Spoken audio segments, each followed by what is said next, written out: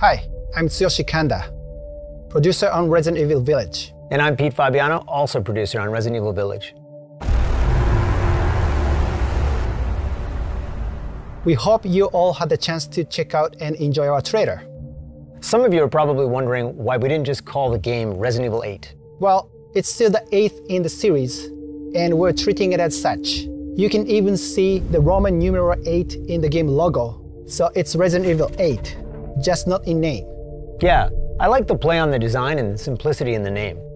But we'll touch more on that a little later. For now, why don't we just jump in and let viewers know a little bit more about the game itself. First off, Resident Evil Village will be available on PlayStation 5, Xbox Series X, and Steam. Right, and in line with previous Resident Evil titles, we're using RE Engine. That engine brought Resident Evil 7 Biohazard, Resident Evil 2, Devil May Cry 5, and most recently, Resident Evil 3 to life. We were able to take all that we learned from those titles, along with our internal development efforts, and optimize the latest version of the engine for the next generation of consoles.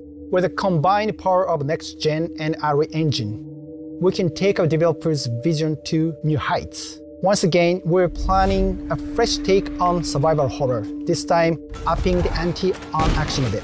Realistic graphics and immersive audio, coupled with no load times, will really draw you into the world we've created for Resident Evil Village.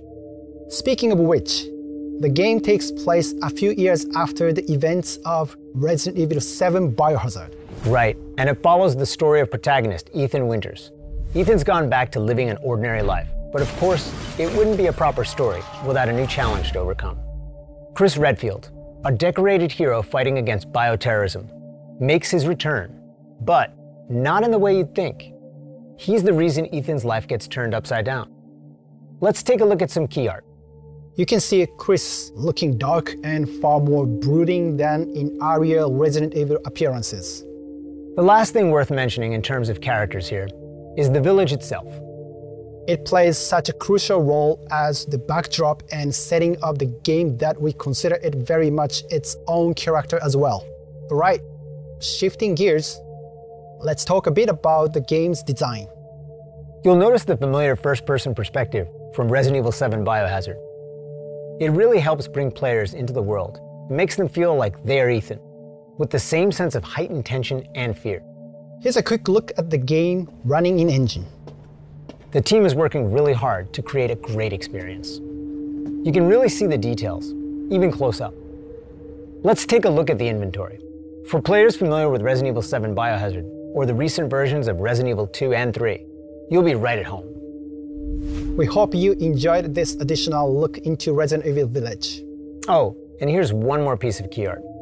You might want to pay extra close attention to this one. There's a lot that's being shown in it. So much so that we debated whether or not to actually put it in the announced trailer. Take a look and let your imagination run wild. We are aiming to have more to show you towards the end of summer. So, until next time.